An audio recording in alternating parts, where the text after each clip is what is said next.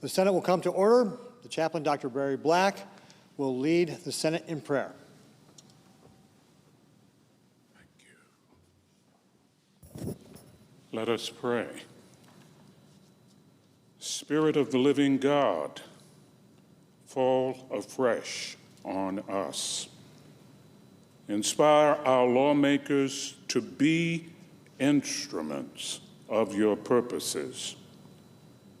As the shutdown continues, may they humbly seek to do what is best for our nation and world, achieving together what cannot be done without allies. Lord, give them the wisdom to see that there is a practical morality based on absolutes that they should follow. Remind them that they are accountable to you for their thoughts, words, and deeds.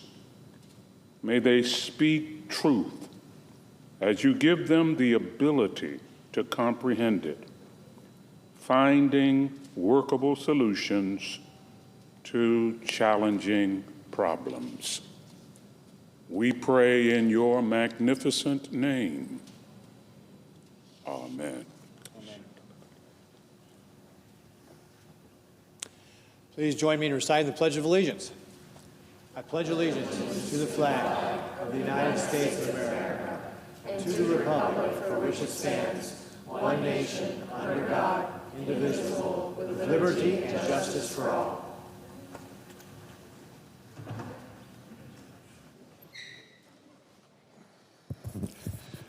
The clerk will read a communication to the Senate. Washington, D.C., October 2, 2025, to the Senate. Under the provisions of Rule 1, Paragraph 3 of the Standing Rules of the Senate, I hereby appoint the Honorable Pete Ricketts, a senator from the state of Nebraska, to perform the duties of the chair. Signed, Chuck Grassley, President pro tempore. Under the previous order, the leadership time is reserved. Morning business is closed. Under the previous order, the Senate will proceed to executive session and resume consideration of S.Res. 412, which the clerk will report. Executive Calendar Number 2, S.Res. 412, Executive Resolution authorizing the en bloc consideration in executive session of certain nominations on the executive calendar.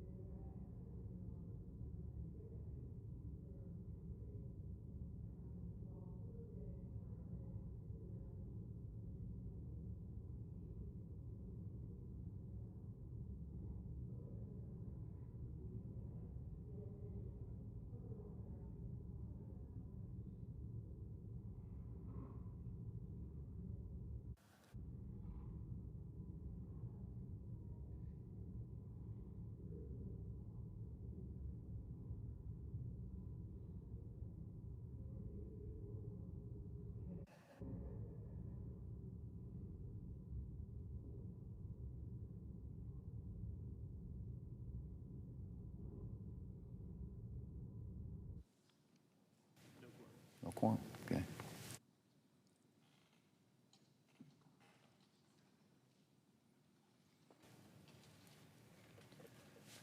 Mr. President. Majority Leader. Thank you, Mr. President. Mr. President, we are into the second day of a government shutdown after Democrats once again rejected a clean, nonpartisan funding bill to keep the government open while we continue bipartisan appropriations work. We're not going to be voting today as we have Jewish colleagues who are currently observing Yom Kippur. But we're going to be voting tomorrow. And we're going to give my Democrat colleagues another opportunity to reopen the government by passing the clean, nonpartisan funding extension before us. Mr. President, I realize that my Democrat colleagues are facing pressure from members of their far-left base, but they're playing a losing game here. A robust majority of American voters are against a government shutdown. Even some Democrat members are raising concerns, with a Democrat House member noting yesterday, and I quote, "This government shutdown is a result of hardball politics driven by the demands far-left groups are making for Democrat Party leaders to put on a show of their opposition to President Trump. The shutdown is hurting Americans and our economy. Normal policy disagreements are no reason to subject our constituents to the continued harm of this shutdown," end quote. That, Mr. President, from a Democrat House member. Organizations ranging from the National Fraternal Order of Police to the U.S. Chamber of Commerce to the Teamsters have spoken out against shutting down the government. The Teamsters president said Tuesday, and I quote, "A shutdown will hurt working people, period. Senators should pass the House-passed clean, short-term funding bill," end quote. Senators should pass the House-passed clean, short-term funding bill, end quote. That, Mr. President, again, from the president of the Teamsters. Clean, Mr. President, is what he said. My Democrat colleagues have little to work with in this debate, with their own previous statements working against them. And so they've tried to portray the clean, nonpartisan funding bill before us as something other than what it is. But the Teamsters president reminds us of the facts. We are not asking Democrats to swallow a list of new Republican policies or partisan demands. Not in there. We are asking Democrats to do nothing more than pass a clean, nonpartisan bill to fund the government for a few more weeks so that we can get back to bipartisan appropriations work. And I said, Mr. President, bipartisan appropriations work. The kind of bipartisan work that has seen the Senate pass 3 appropriations bills so far by robust bipartisan margins. The kind of work that we want to continue once Democrats have stopped holding government funding hostage to a long list of partisan demands. Mr. President, so far, 3 of our Democrat colleagues have joined Republicans to attempt to reopen the government. If we can just find a few more Democrats to join us, we can end this shutdown and get back to bipartisan appropriations work and the business of the American people. Democrats voted for clean CRs like the one before us 13 times.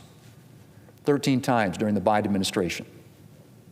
I hope they'll join us to pass this clean CR and reopen the government for hardworking Americans. Mr. President, I yield the floor, and I suggest the absence of quorum. I would withdraw that quorum.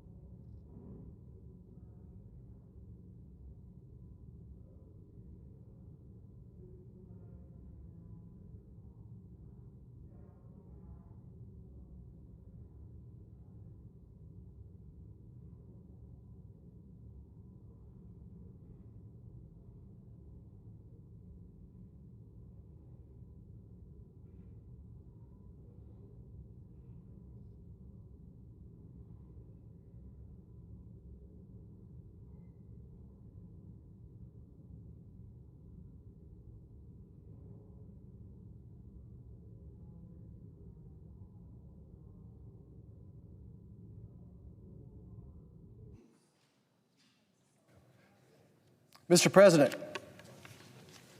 Senator from Kansas. Mr. President, here we are, day number 2 of the Schumer shutdown. Or should we call this the AOC shutdown? After all, when the puppet master gets outmaneuvered by his own radical squad, who's really calling the shots? Shouldn't we give the squad some credit here for this shutdown? Now, let me say that a different way. This Democrat shutdown is nothing but a cynical political shutdown, with Senator Schumer kowtowing to his radical left-wing extremists. He's desperately recoiling, fighting to stave off a primary and to save his party from the piranhas in their own midst. Look, I'm sure he feels like he's been steamrolled by President Trump and the overwhelming America First mandate from 78 million American patriots who voted for real change. Everything else, all of their excuses, is just a pathetic smokescreen to hide their failures. But let's take a closer look at some of these Democrat excuses. Again, they're decoys, they're camouflage, and why this is indeed a Schumer shutdown. First of all, there's no substance to their arguments. They want to talk about health care. Boy, do Republicans want to fix health care. But the real problem is the cost of health care. Health care has went up 400% in the last couple of decades. It's the cost of health care. All my Democrat friends want to do is just keep throwing more and more money, more and more subsidies, making big health care systems rich. Premiums are going to go up 20% this year. 20%. Again, health care is what's leading inflation. If it wasn't for health care inflation, we'd probably be down closer to 2%. So regardless of what happens here in Congress in the next 3 to 4 months, your health care premium is going to go up 20% on average. This shutdown is keeping us from working on the real problem, and that's the cost of health care. Think about Republican solutions that we have out there right now. We have a legislation we call a price tags bill that we hope to debate and mark up in our health care committee this fall. What that bill does is it forces every hospital, surgery center, imaging center, to put a price tag on the procedures you're going to have done. Could you imagine walking into a restaurant and not knowing the price of a good Kansas steak versus some cheap grade steak from another country?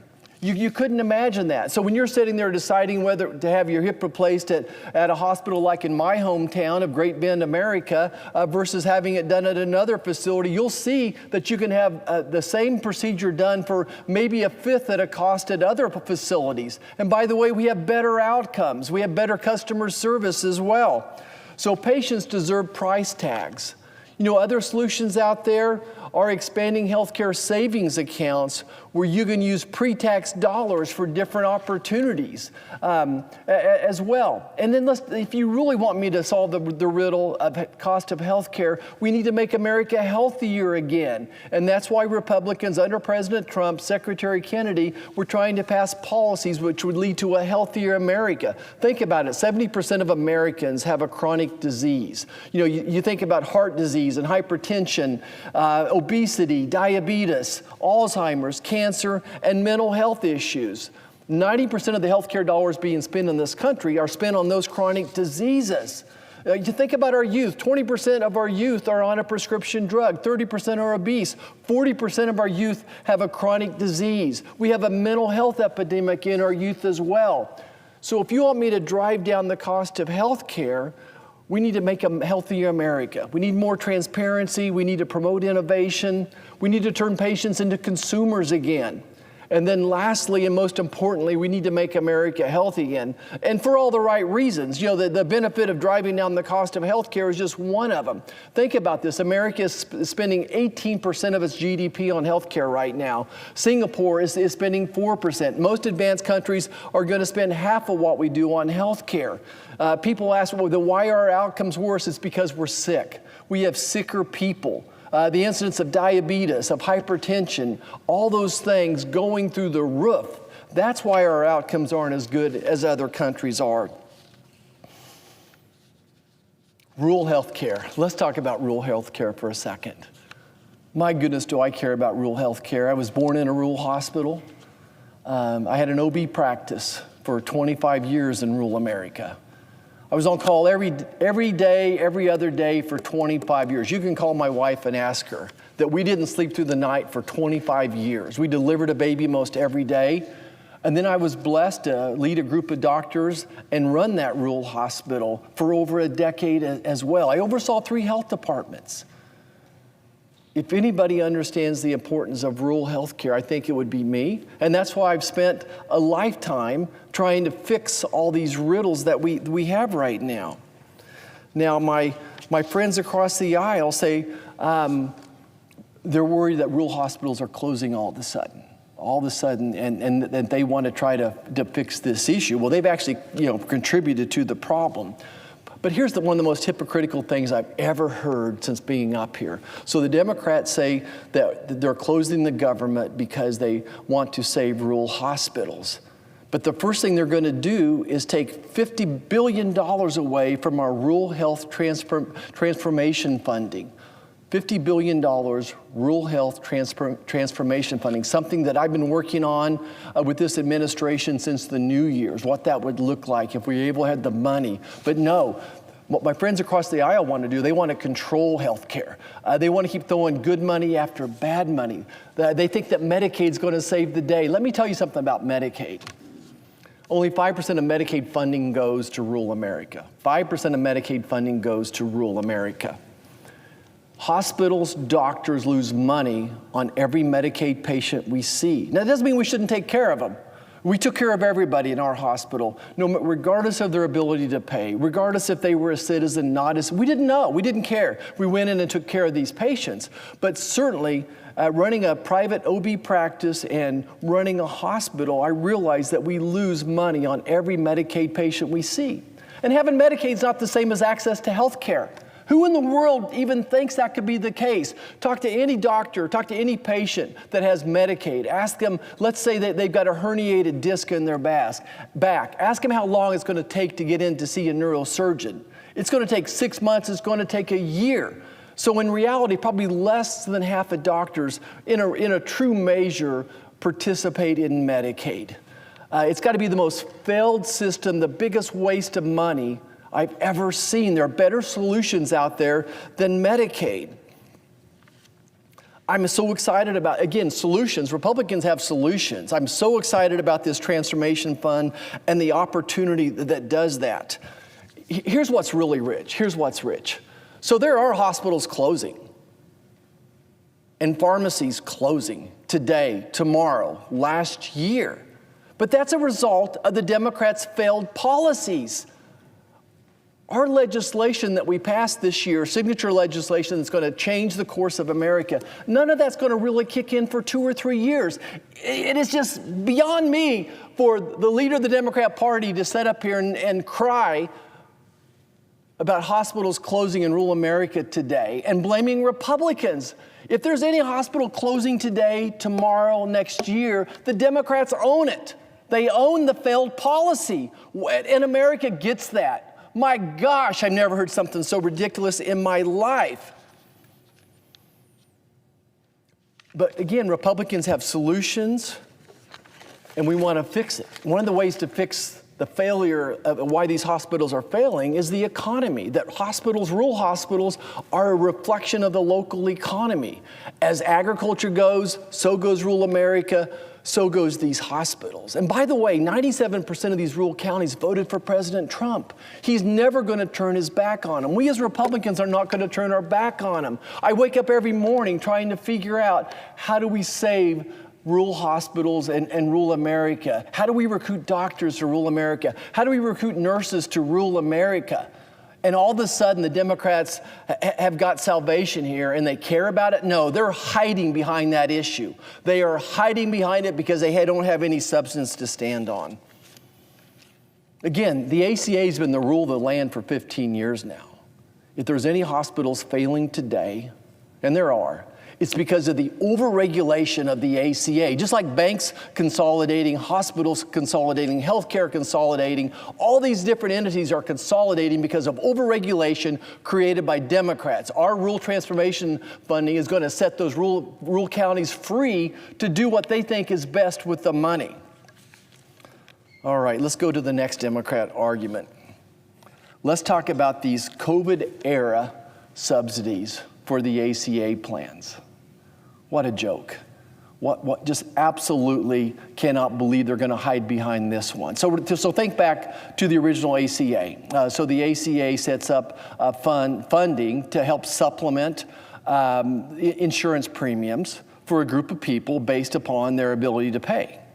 So, and that's probably 70-80% of the premium right now on average, is the way it was set up to be. In some cases, it was 95%. But then COVID comes along, and the Democrats boost those subsidies, so that now that many Americans aren't contributing anything to those particular funds. And what this has led to is mass fraud, okay? So these COVID-era subsidies have led to mass fraud. Let me put some dollars and cents on this.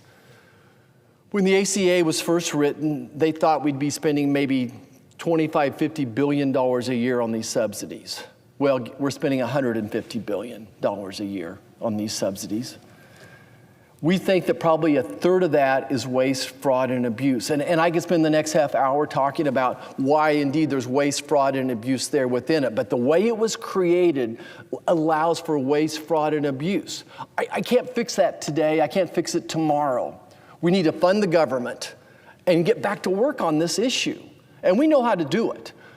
But for Republicans that agree to these subsidies be continued, the first thing we got to do is to address the fraud. And I bet that's a 90-10 issue. I bet that 90% of Americans would like for us to fix the fraud in that issue and make sure the people who need it the most are getting the help. So that's one issue on the COVID-era subsidies. The next big issue, I want to go back to the premiums, okay? That's the real issue. These premiums are going to go up 20% this year. So regardless of, again, what we do here, the premiums are going to go up 20%. That's where the sting is coming from, is how much these premiums are going up. And my friends across the aisle just want to keep throwing money at it. They want this corporate welfare where these subsidies are basically enriching big insurance companies. That's exactly what's happening. These subsidies are basically going to this consolidated insurance business out there. Most states like mine only have 2 or 3 insurance carriers left standing. And then when these subsidies go up for the people in the ACA plan, guess what? They're going to use that as an excuse to increase your plan that you're getting through that hardworking job of yours as well. So to have a meaningful discussion about these COVID-era subsidies, we need to, number one, is to address the fraud, and number two is we need to address the rate of increase of these premiums as well. And listen to this. Even if this COVID subsidy went away, the federal government on average would be paying 80% of the premium. So we'd be paying 80% rather than 90% of the premium. But if the premium's gone up 20%, just think about the difference on 80% versus 90%. That's where the sting is truly coming from. When do Democrats want to have a serious conversation about this? The real conversation about the cost of health care.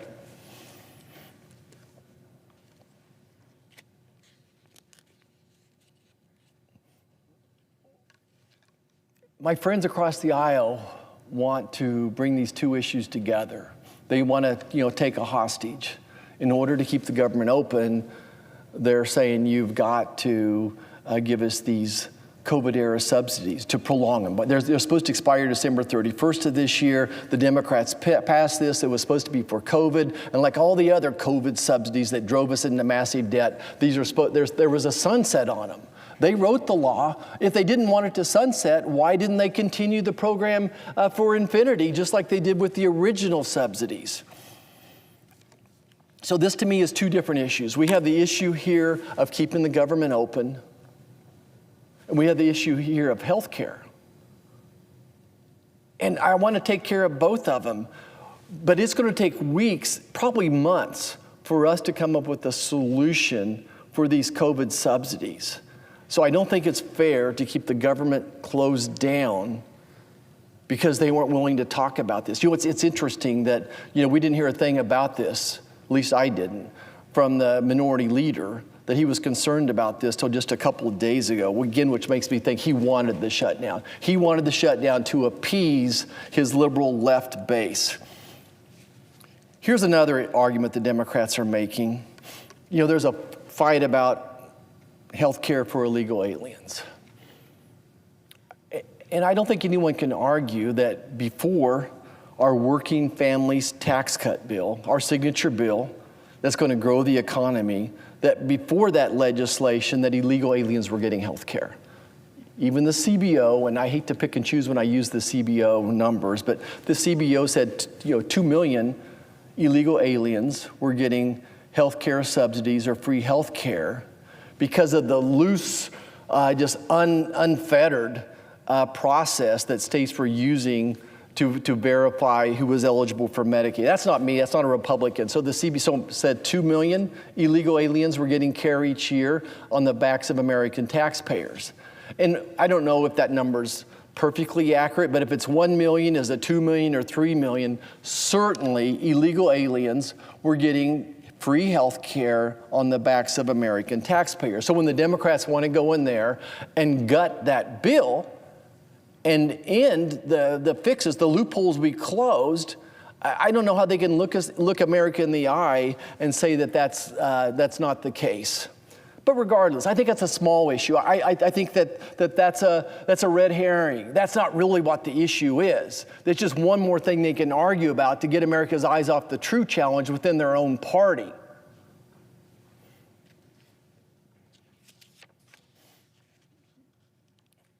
The minority leader says we're not negotiating. I just think that's such an untruth, that we're not negotiating. My gosh, the Appropriations Committee, Republican-led Appropriations Committee, has been negotiating since President Trump, since we were sworn in January. And just nothing but compliments to Senator Susan Collins and her team and the Democrats on the appropriations team. They're doing their job. But Leader Schumer, Minority Leader Schumer, wants to do this negotiation in the back doors. He wants to continue the status quo where for the government funding, they go back behind a door in a closed office, the cameras are off, and they want to cut a deal. You talked about the four corners up here, the Speaker of the House, Minority Leader in the House, Minority Leader in the Senate, and then the Majority Leader, the head of the Senate here, of course, John Thune. So Senator Schumer thinks they can go behind closed doors, and there's 2 New Yorkers in that room, and build all their bridges to nowhere. But Republicans want to fund the government in open daylight through the Appropriations Committee with the lights on, the cameras on. The Appropriations Committee passes legislation. There's 12 buckets of funding to fund this discretionary spending that Senate Republicans are trying to lead here. 12 buckets of funding. Again, under great leadership, they have passed 8 of these 12 buckets out of committee. Now, almost 90% of funding for the federal government discretionary spending, again, of course, that they've already finished the job. Senator Collins has done an incredible job getting it through committee, bipartisan. I mean, you look at the votes on these bills, it's like 25-0, 23-2, 24-1. Huge bipartisan victories done in the light of day, and then those should come here to the floor and let America see exactly what's in them. And if there's a bridge to nowhere in there, let me stand up here and offer an amendment to strike that funding. And then let that senator defend why his or her state should have this bridge to nowhere. That's what's supposed to happen, the light of day. But Senator Schumer wants to go back to the dark ages where he can go in a back New York room, and then cut a deal for all of his bridges to nowhere. The House, I believe, have passed all 12 of their funding bills out of committee. Now, we've got 3 of those across the floor. There's 5 more sitting there, but Senator Schumer refuses to release anybody on his side to vote for him, even though they voted for them in committee. Why? It's part of the political theater. He wants this shutdown. So I think, America sees this, that we want to negotiate in good faith. But Senator Schumer's idea of negotiating is now to go behind closed doors, where he's one of 4 people in the room, and then go tell the president, who was elected by 28 million people, wants to tell him what to do.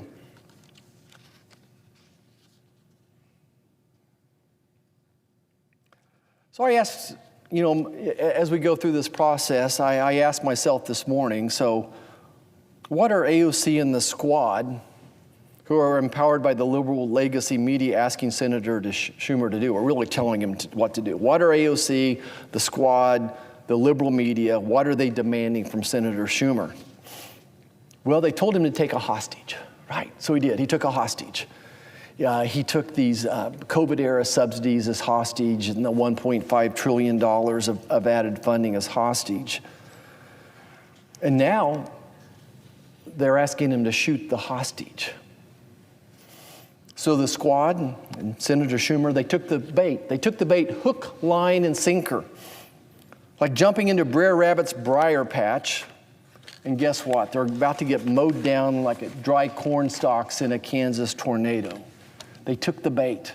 They took the bait, empowering the White House to finally shrink this federal government, this monster of a beast that we have here now. When Joe Biden was sworn in 2021, there was about 2.8 million federal employees. So President Biden started 2.8 million. By the time he finished, we had over 3 million federal employees. Now, President Trump has kind of split the difference there. So we're still not back to pre-COVID, pre-Biden levels of federal employment. Look, I'm grateful for every federal employee, and many of them do incredible work. But I think it's no secret that we could all be a little more efficient, that we all could work a little harder. And if we had a few less regulations, I think we would need a few less federal employees as well. I don't want to be, sound calloused or not caring. I'm grateful for every job an American has, but my goal would be to help move these people with some of these federal jobs and move them into the real world and adding to GDP rather than subtracting from GDP. That would be my goal. There's a reasonable number of people we need to do the work of the federal government, but I just think that going from 2.8 million pre-COVID to over 3 million just seems to be too much. So, like I said, the squad has led the Democrat Party into Brer Rabbit's briar patch, and they're about to get mowed down like corn stalks in a Kansas twister. I think the last thing I want to go back to here is the Democrats are saying that they really want to add $1.5 trillion to our debt. Again, we have $37 trillion of national debt now as a nation. We're spending almost $3 billion a day on interest. That's right, America, $3 billion a day on interest alone, $1 trillion a year, and they want to add $1.5 trillion to our national debt. But get this, in November of this last year, America rejected that plan, okay? That's why the voters gave Republicans the White House, the House, and the Senate. They didn't want us to borrow another $1.5 trillion. So what's motivating the squad? What's motivating Senator Schumer to do this, to shut down the government? What's motivating their lust for power and their control of the American people? I think the socialists have always thought if you control health care, that's the first step in controlling the people, right? So what's motivating them? I think number one is let's just be frank here, it's Trump derangement syndrome. I think that's their number one motivation to shut the government down, is Trump derangement syndrome. They have a hatred for President Trump that I've never seen anything like this before in my life. I think the second reason is the liberal left has not realized they lost the election. You know, you go through these stages of grief, and denial is the first one.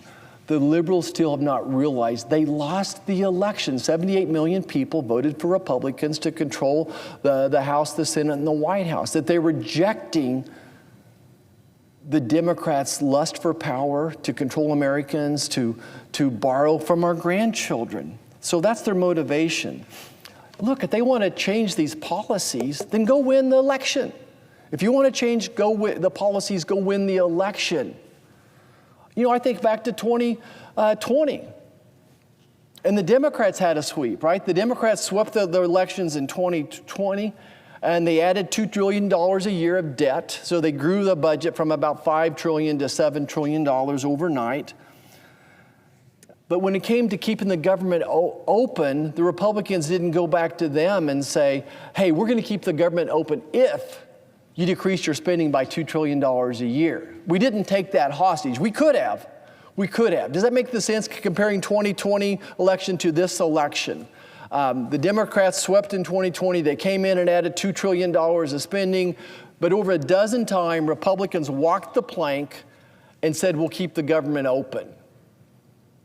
I wasn't happy about that then. I'm not happy about it now. I'm not happy about the spending levels that we're fighting for right now. I think that they're way too much. If you want to continue your liberal socialist policies, Democrats, go win an election. Go win an election. We came through with a bill for America to cut taxes, to grow jobs, to make the government more efficient. And look what's happening. You know, the gas prices are down, grocery prices are down, the border's secure. All those types of things are happening under Republican leadership. We want to address the cost of health care. We truly, truly do. I want to point out that we're just not going to negotiate borrowing another $1.5 trillion or continued throwing money at health care issues in order to keep the government open. Again, this is apples and oranges. We need to open the government back. We need to fund the government for a couple months, a clean CR, let Senator Collins and her team, working with Democrats, get that other 10% of funding across the finish line. In 2 months' time, we can bring those bills to the floor in front of the American public, debate them, offer amendments, make senators defend their bridges to nowhere, as I call them. And then continue the work on health care. And it's not going to be easy. It's going to be painful. When $5 trillion is being spent on health care in this country every year, and all these big corporations are grabbing that money as it goes by their front desk, it's not going to be easy to drive down the cost of health care, but we have to do it. To me, this is common sense. We're asking the Democrats to vote for a clean CR based upon levels of spending that every Senate Democrat in here that was in office voted for just 7 months ago. 7 months ago, every Democrat in here voted for these spending limits. Again, a dozen times under Joe Biden, Republicans walked that plank and kept the government open. I pledge to every Democrat, no one's going to work harder than I will to help solve this riddle for health care, focused on driving the cost of health care down.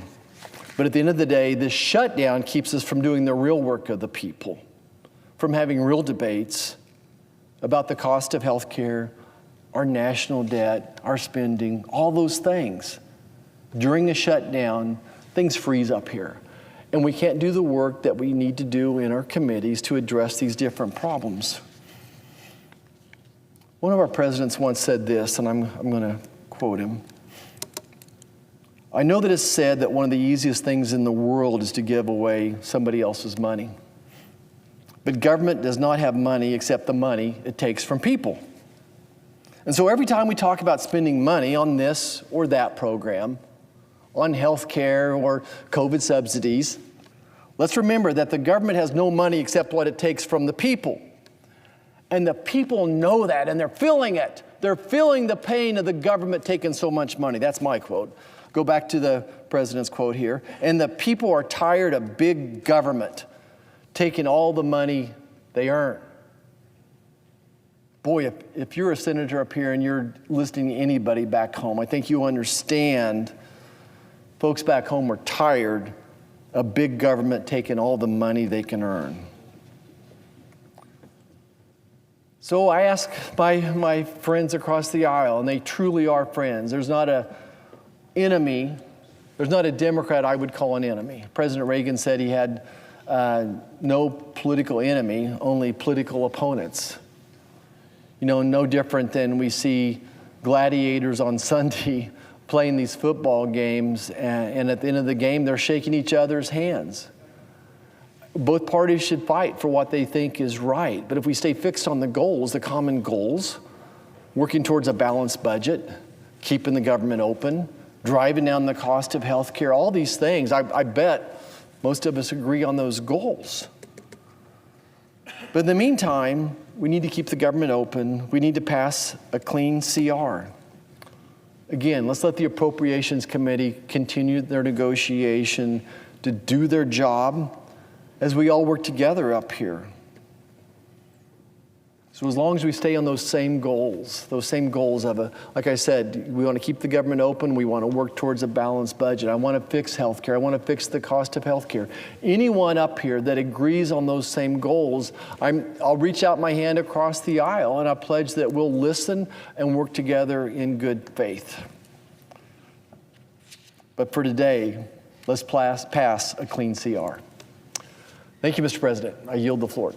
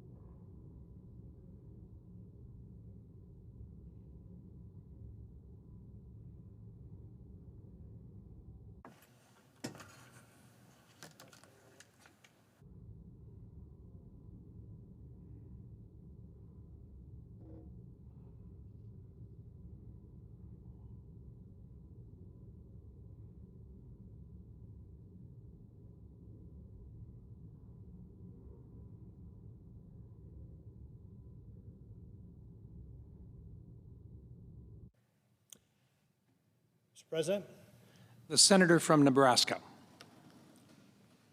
the government is shut down today. And the responsibility lies squarely on the minority leader and the Democrats. In fact, you could call it his shutdown. Republicans have offered a clean continuing resolution that would keep government open to allow us to continue working on the appropriations process. And my colleagues on the other side of the aisle have called foul. Somehow this is unfair, that we ought to have a negotiation. In fact, they are demanding more than $1 trillion in new spending to be able to keep government open for just 7 weeks. They want money for illegal immigrants to get health care. They want more subsidies for the pandemic era insurance. They want to end the rural health care fund that Republicans put in place for our rural hospitals. They demand all of this, saying the clean continuing resolution that we've offered is not sufficient. Hypocrisy. This is hypocrisy. 13 times in the Biden administration, Democrats voted for a continuing resolution. 4 times, they have voted for this exact level of spending, this budget, 4 times in the last 18 months. In fact, I've got a chart here that shows the percentage of Democrat senators who supported these continuing resolutions. And you can see the numbers are almost 100% all the way across. And when it's not 100%, it's 98%. The minority leader himself voted for this very continuing resolution 4 times in a row before this case. Hypocrisy. They are putting these unreasonable, radical left demands in front of us instead of keeping government open. Let me share with you a quote from our minority leader. In 2013, he said, "What if I persuaded my caucus to say, I'm not going to pay our bills unless I get my way? It's a politics of idiocy, of confrontation, of paralysis." Further, the minority leader said in January 2024, "Passing the CR, of course, will prevent a harmful and unnecessary government shutdown. No reasonable member on either side, Democrat or Republican, wants a government shutdown. Both sides recognize that a government shutdown would mean crushing delays to veterans programs, delays to nutrition programs for women, infants, and children, delayed benefits for our military, and so much more." Now, as I mentioned, the Democrats have said this is about health care. But let me read you a quote from the junior senator from Connecticut. He said when talking about health care that there is a time and a place to debate health care, but not when the funding of the federal government and all the lives that are impacted by it hang in the balance. The hypocrisy of the minority leader of the Democrats is breathtaking. It's stunning. During the Biden administration, they were happy to pass continuing resolutions. Happy to. And in fact, when given the very same continuing resolution they voted yes on 4 times in a row, now they say no for partisan political reasons driven by the radical left wing. And again, they say they want to make this about health care. How disingenuous. First of all, let's examine the COVID subsidies that they want. First of all, they're the COVID subsidies. These are pandemic subsidies meant for a pandemic. Folks, newsflash, the pandemic's been over for 4 years. The Democrats were the ones who set the expiration date on it. And the Democrats, if they were so concerned about this, had all of last year to bring it up and address it and extend it once again if they had chosen to. They chose not to. All of a sudden, crying about these subsidies now just smacks of hypocrisy. And as I just read you the junior senator rather, from Connecticut's remark, when it suited them before, They didn't want to talk about health care when they were talking about continuing resolutions and government shutdowns. Folks, this shutdown does mean that folks in my home state of Nebraska could see services diminished. It could mean that, for example, Social Security offices may be understaffed. Social Security checks are going to go out, but services may be diminished. Women and children will not be able to enroll in the WIC program. The person who's supposed to help with IRS questions is not available. National parks may be closed.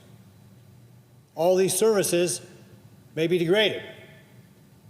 And all because the Democrats are holding the American public and Nebraskans in my state hostage for their radical left demands. The Democrats should do what they have done 13 times under the Biden administration: vote for a continuing resolution, help us continue our work on appropriations, because that's the way the system is supposed to work. We've already passed 3 bipartisan appropriation bills. The Appropriations Committee has more bipartisan bills ready to work on. This could all be over if the Democrats will simply vote for a continuing resolution that they have already voted yes on 4 times over the last 18 months and 13 times during the Biden administration. If the American public is looking for answers, they have to look no further than the Democrats to find out who is responsible for this. Republicans have offered this continuing resolution and have voted for it. And in fact, 3 Democrats have voted for the continuing resolution, including an independent who caucuses with the Democrats. So we will continue to do our part by voting for this continuing resolution and continuing to put it up to give the Democrats a chance to get government back open so we can continue the people's business and work on these appropriations bills, which is what we are supposed to be doing. Thank you, Mr. President. I yield back my time.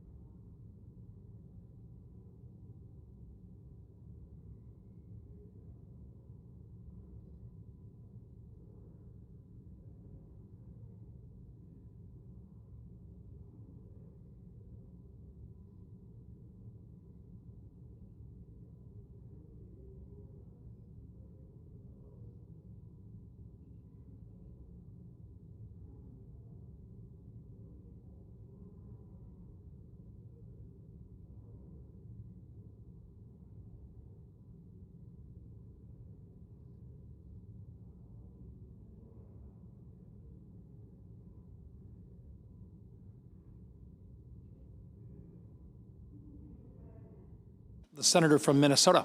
Mr. President, are we in a quorum call? We are not. Thank you. Mr. President, I rise today as millions of Americans stand on the edge of a healthcare cliff. And I join my Democratic colleagues in continuing to fight to reopen the government and to prevent Americans' healthcare costs from skyrocketing. A critical part of the governing is finding common ground. You don't always pick your neighbors, as the presiding officer knows, if we have worked together many, many years. But you find a way to live next to your neighbors, as we do, and to work with them. Making healthcare more affordable should be a bipartisan issue. And some of my Republicans know we need to act, Republican colleagues know that we need to act and we need to get something done. And the overwhelming majority of Americans agree. I've worked that way in the Senate. For a number of years, I was ranked #1 for bipartisan bills and #3 for passing bills into law, because when we sit down together to work things out, we can get things done. Courage is about willing to stand next to someone you don't always agree with for the betterment of this country.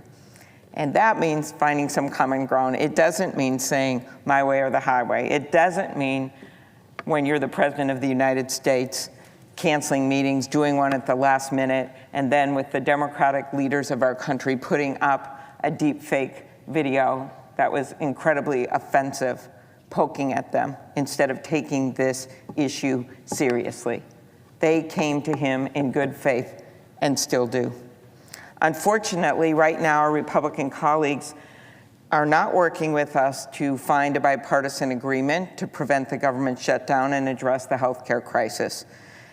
We know that even when they float ideas, which we surely do appreciate, in the end, the president appears to make the call. He made the call on tariffs, even though so many of our Republican colleagues disagree with him on that.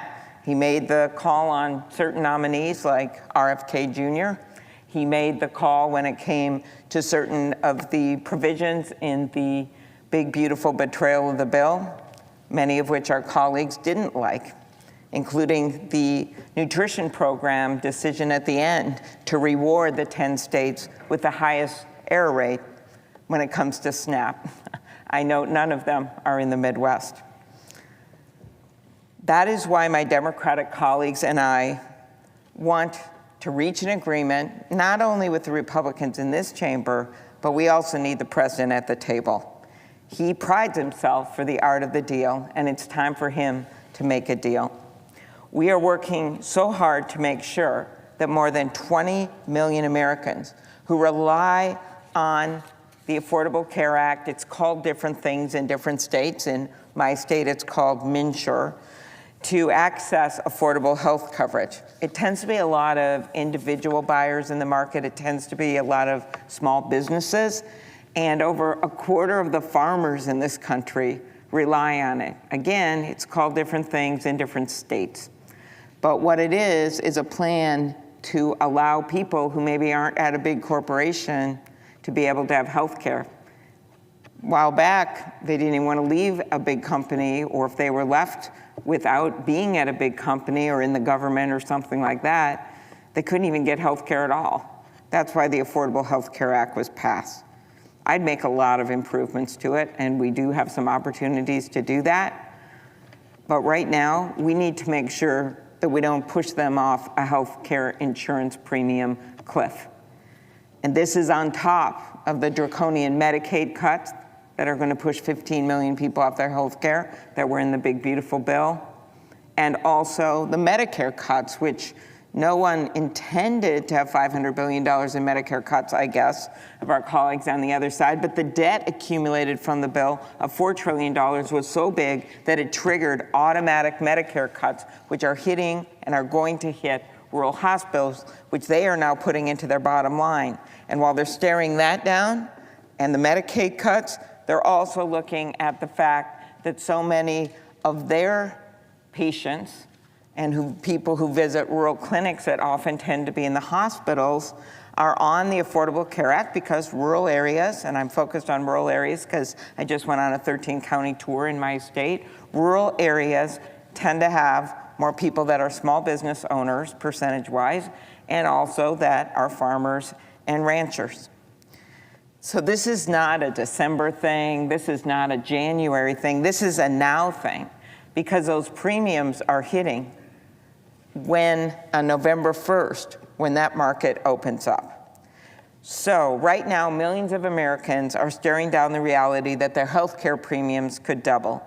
For many families, that will mean making impossible choices to make ends meet or losing coverage altogether. This is preventable, but we have to act now. Over 20 million Americans are enrolled in Affordable Care Act health insurance plan. If we don't act, they're going to be forced to make impossible decisions. And that doubling number, that the premiums are going to double, came out of a study just this week by the Kaiser Family Foundation. If Congress doesn't come together in a bipartisan way to extend these credits, these families, farmers, ranchers, small business owners, entrepreneurs, seniors, people living in rural communities will have to pay an average of double every month, hundreds of dollars more every month, not every year, every month, to keep their health insurance. In Minnesota, nearly 90,000 people will see their premiums increase by double digits. So you can say, well, I'm not on that kind of health care. I work in such and such company.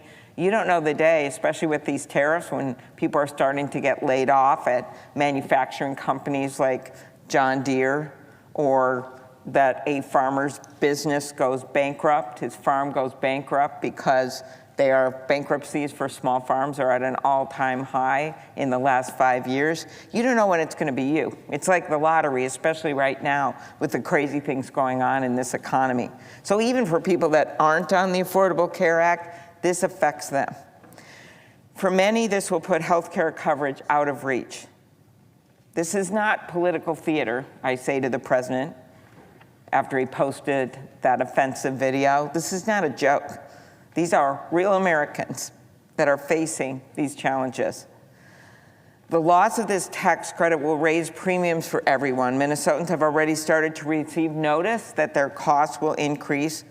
One constituent is bracing for more than a 27% increase in their premium next year. Another, whose husband's job was just eliminated, called the 19% increase in health insurance costs their family is facing incomprehensible with the loss of income that they already faced.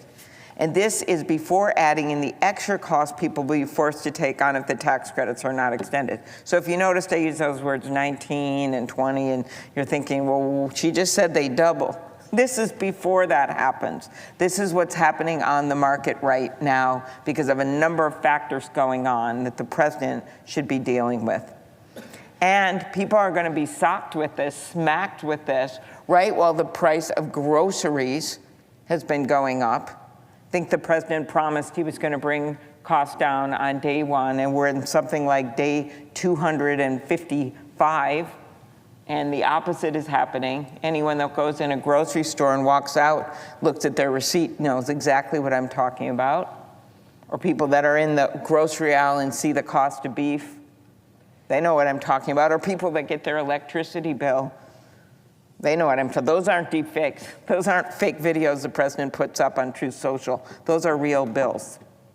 So especially as this is going on because of these tariffs, and could I just add, since I have the floor here, the latest, the tariffs on sofas and cabinets and lumber, it is already too expensive for Americans to buy a house or to rent a house or to rent an apartment. And now we're going to see major increases to home furnishings. And while we are in the middle of a housing crisis, it's literally one of the worst things he could do right now, but he did it. So all that is not nothing. All that kind of sets the stage for why the healthcare cost, which is one of the most expensive for people just on a yearly basis, is so devastating. One of my constituents shared that while they'd planned for higher premiums, they didn't expect a more than $2,000 increase for the same coverage next year. And like so many others, they were concerned that even if they switched to a cheaper plan, you know how that is, you're betting and you're trying to guess and estimate what's going to go wrong in your family, and is your kid going to have some kind of surgery or break a leg? Is your husband going to have some kind of healthcare checkup that'll be expensive. You got to always calculate those things. Like so many others, again, they were thinking, well, should I switch to a cheaper plan to save money and then hope I don't get sick? And then they would be more exposed to higher costs. Those are the kind of things people are doing right now. It's like the woman that Jean Shaheen had at a spotlight forum that we did this last week who had MS. And she had actually talked to her doctor about whether she could ration, kind of like people used to do with insulin with diabetes before we put those caps on insulin. Could she ration her medication for MS? And the doctor says, no, that's not how this works. It'll just grow the pressure in your brain and make your symptoms worse. Another Minnesotan wrote me that without the tax credits, their family of 4 would have to downgrade their health plan and spend significantly more on their health insurance than they do on their mortgage. Another said that he expected his family would have to pay an additional $16,000 per year for their health coverage if they had no health care tax credits. One Minnesotan shared, I cannot absorb additional costs and will be forced into a catastrophic plan if these reported double-digit increases go into effect. Just because someone can't afford to stay insured doesn't mean they need health care less. One of the things that I learned that maybe I hadn't thought through when I went to these rural hospitals was the fact that because there's a high percentage of these farmers and people in small towns on these plans, ours is called MNsure, like I said, they're already hit by the Medicaid cuts, right, the hospitals, the Medicare cuts, because it's an older population.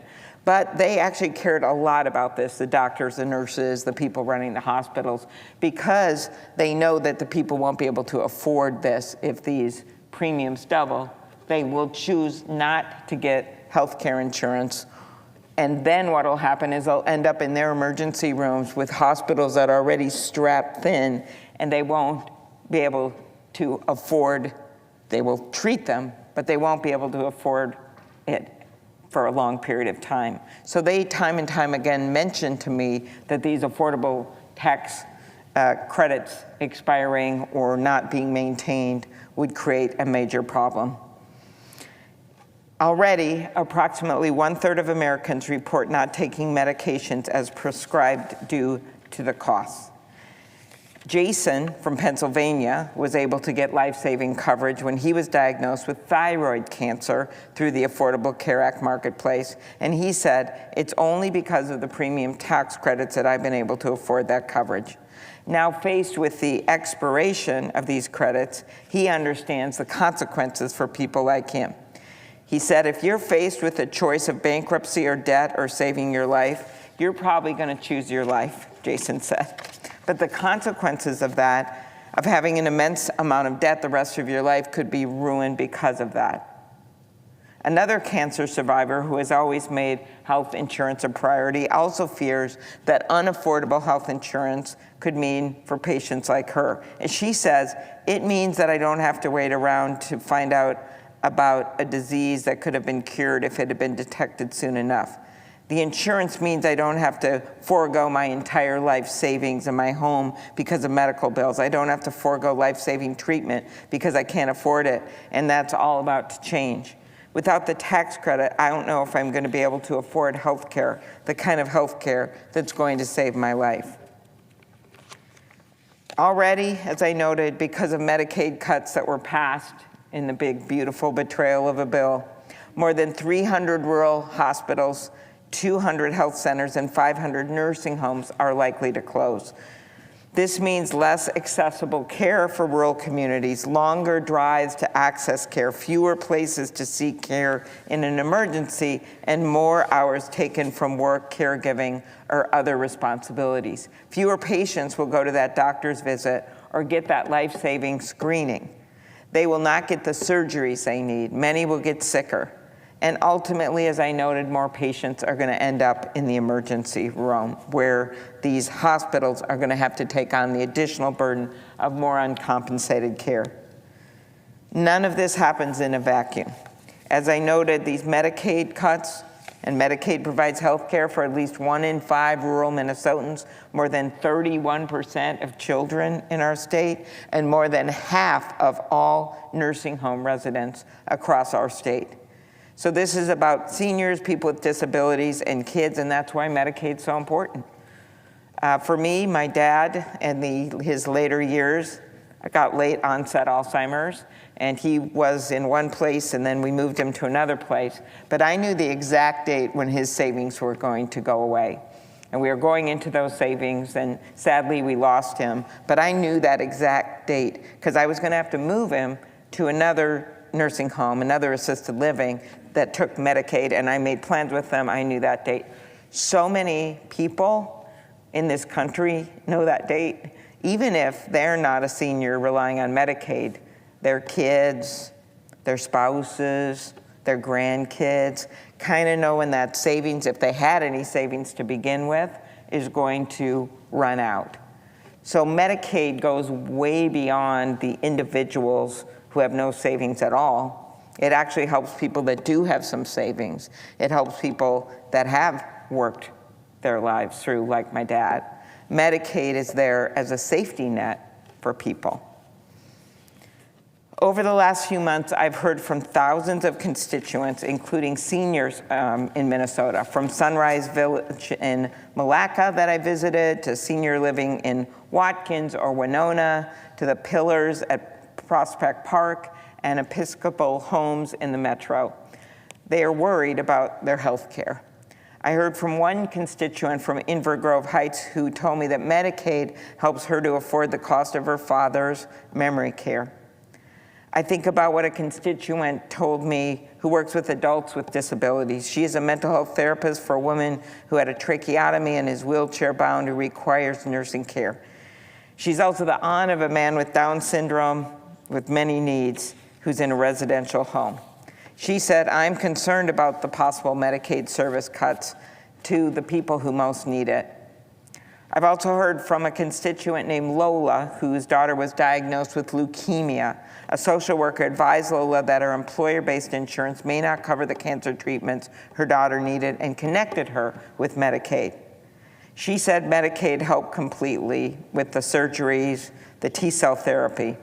Lola said using my own insurance would have caused a lot of delays because it would not have covered what she needed. And Robbie, who after years in an adult foster care facility now lives independently with a roommate because of Medicaid's disability waiver and community-based services. I've got to meet some of these incredible Minnesotans visiting care providers who help people with disabilities, thinking about the progress we've made so people can either live at their home or they can live in a group home and they can have jobs, and we just can't go backwards. People will feel the impacts of these cuts, and we know it. And I'll close with this. After learning that her insurance cost is set to skyrocket next year, a woman asked, "What can you in the Senate do to make sure I don't have to stop getting my insurance?" We can do something, and it's something that so many of my colleagues agree with, especially after the cuts that were made, especially after the bludgeoning tariffs, what they're doing to the cost of things for people. It's not going to fix everything, that's for sure, but it's going to save a lot of lives, and it's going to help people contain costs so they don't go over that cliff. As Minnesota's former senator, I have his desk, Hubert Humphrey once said, "The moral test of government isn't just how it treats the young and healthy. It's also how it treats the sick, the elderly, and people with disabilities." That's definitely true for us right now. And I believe this is a moral test for all Americans.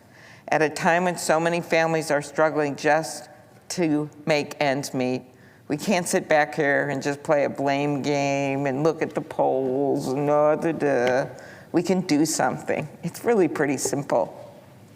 We must work to protect Americans' access to health care. We must protect our rural hospitals. We must address our health care crisis. As I know, it's not a December or January problem. It's a now problem. And it's completely within our grasp to do this. and it's certainly within the president's grasp to bring his party with him.